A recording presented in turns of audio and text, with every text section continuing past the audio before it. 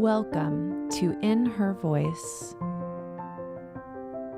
My name is Kelly Covert, and I am passionate about helping women live authentically by listening to their inner voice. Get ready to be inspired by women of all walks of life that have set aside their should-bes and not good enoughs and are standing in their true voice, the voice of wisdom that each and every one of us has inside. Hello, everyone. This is Kelly Covert, and I am so glad that you decided to press play today. What a treat for me to be here with you, and I really feel that. So today, what I want to share with you is a lesson that I am currently learning myself.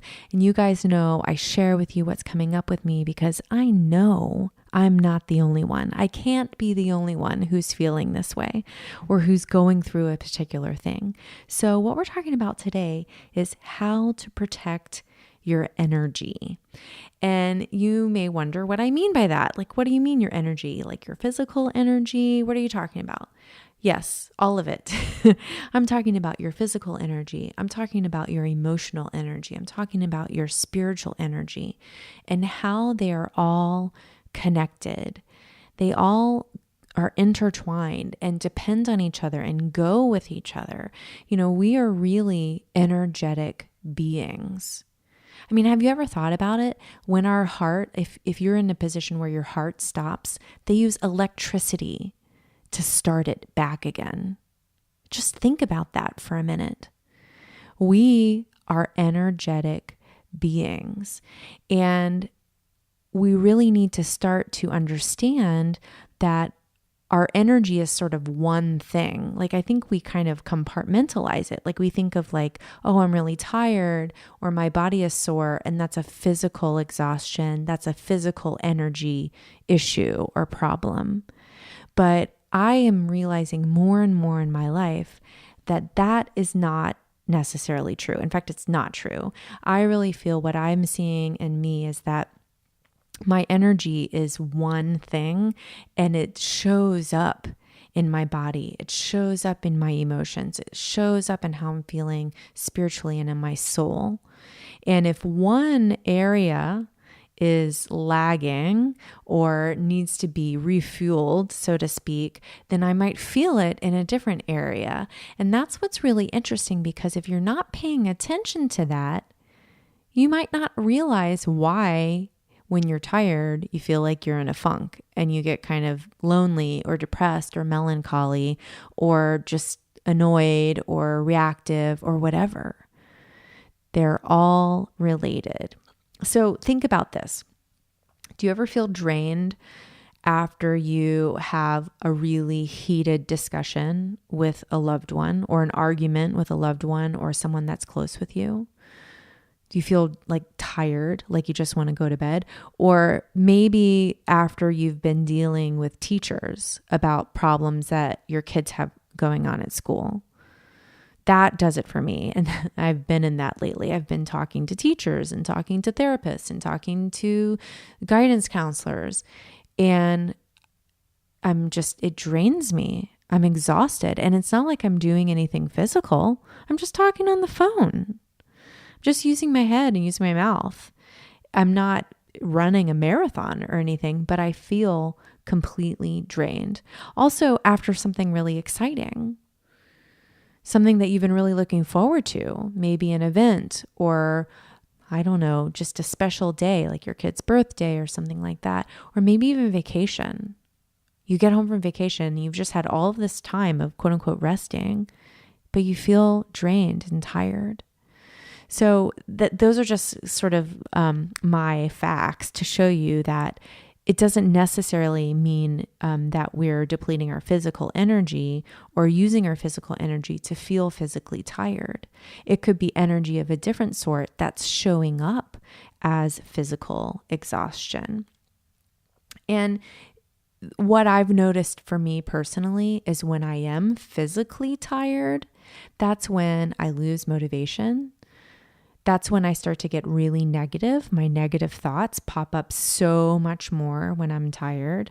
I'm much more reactive. Like I'll get angry at my kids or yell or snap at my husband or say something that maybe I didn't really want to say or wouldn't have normally said if I wasn't so tired. So it affects my emotional energy. And so that's what I mean. Like it's all connected. It's totally entwined. They're intertwined with each other. And when we start to recognize that, then we can start to do things to protect that energy and to not necessarily conserve it. That's not what I'm talking about here. I'm not talking about not serving or holding back. I'm not talking about that, but I'm talking about understanding how to protect ourselves, our energy. Like we kind of need a cushion around that so we don't burn out, literally, so we don't run out of gas. And you may wonder why I'm thinking about this so much. And that's because, as you guys know, I just had my 1-day yoga and journaling retreat last week, and it was a beautiful day. I loved every second of that day. Every woman who came in was amazing, showed up so fully. And if any of you are listening, I just want to acknowledge you again for being there and for allowing yourself to be you in that space and in that day. It was such a gift to me. But the next day, I was toast. I mean, like I could hardly move. And it wasn't because I expended a ton of physical energy. I mean, I expended some physical energy, but no more than I would on probably a regular day. But what I did expend a lot of was emotional and spiritual energy. I was holding space. I was listening. I was reflecting. I was taking in other people's emotions. I was feeling what other people were feeling. And if you are a sensitive person and you can tap into the emotions of those around you, that can drain you. And so that's what I mean by protecting our energy. How can we bolster that energy supply up so we're never running on fumes? And I say this in true transparency, you guys, that this is what I'm figuring out right now in my life, in my business. I'm sort of an all or nothing. Like I go, go, go, go. And then it's like I have to lay in bed for a day to recover. And then I'm like, okay, it's back. And now I'm going to go, go, go, go, go. And I'm seeing this pattern repeat over and over. And I'm recognizing maybe if I put in some ways to bolster up that energy, to protect that energy all along, I'm not going to have those days where I just am done and I can't do anything. And that, like I said, those are the days when I feel down on myself, when I feel negative. And I try really hard to stay in my positive place, in my place of believing. So I wrote down, I sort of really sat with this and I really thought about it and I did a little bit of research and I came up with some ways that we can protect our energy. Number one, and this is not going to surprise you that I say this, but I'm still going to say it anyway because we need to hear it. I need to hear it. That is awareness. We must be aware of how we're using our energy, of how certain things affect us, of where our energy stores are. If we're feeling that physical exhaustion, to know that if those negative thoughts are popping up, that's just us being tired. It's not a problem. We don't have to beat ourselves up about it or get all judgy about it, right? It's about that awareness. It's also about the awareness that we can actually do something about it, that we can more consciously and more intentionally make decisions to kind of always feel like we're at least half full. So I don't know about you. I have to be honest with you. I do this thing when I'm driving my car. I will literally drive it until it is below empty in the gas tank. Like I don't plan ahead. And my problem is I see, oh, I'm getting close to empty. Next time I get in the car, I will go to the gas station. And then, of course, I forget and I get into the car with just enough time to make it where I'm going. So I don't have the time to go to the gas station, or otherwise I will be late. Do you see how this is me not being aware? Right? And then I have to drive all the way there and then, pray that I get to a gas station so my gas doesn't run out of car, or so my car doesn't run out of gas, on the way home. Well, that's kind of how I've been living my life. That's how I've been treating my own energy, not just the energy of my car. It becomes something that I'm not aware of. So we must be aware. And I know people, I am not one, who never let their gas tank get below half a tank, which I don't really understand that, but I'm trying to. And I don't know if I'll ever be that way with my car, but I want to be like that with my energetic body. I want to always be aware of where I am and never let myself get so low that I'm going on fumes. So that's number one, awareness. Another way is to really treat your physical body with love. So like I said, it's all related, right? How we feel physically affects how we feel emotionally, how we feel spiritually. And it's like a big circle and it goes back and forth. And it's like a ping pong ball back and forth and back and forth. It all matters. So for example, what are you putting into your body? What are you eating? Are you eating foods that feel alive to you, that make your body feel alive, that give you energy that is real? Or are you eating sugar and putting chemicals in your body and having a lot of caffeine? And trust me, look, nothing wrong with those things. This is not about judging. This is about becoming aware of what your body needs. Your body needs something different than my body. So finding what works for you and treating your body with such great respect and such love for what it does for us, just even beyond the physicality of it. How are you moving your body? Are you strengthening your body? Are you doing movement that makes you feel good? Not just makes your body feel good, but makes your heart feel good and makes your soul feel good. You guys know I do CrossFit, and I do that because I love it and it makes me feel strong and I get excited to do it. Those are the reasons that I do it. And when I stop feeling that way about it, I will stop doing it. So how are you moving? How are you sleeping? So I have talked on the podcast, I've talked about food as soul medicine.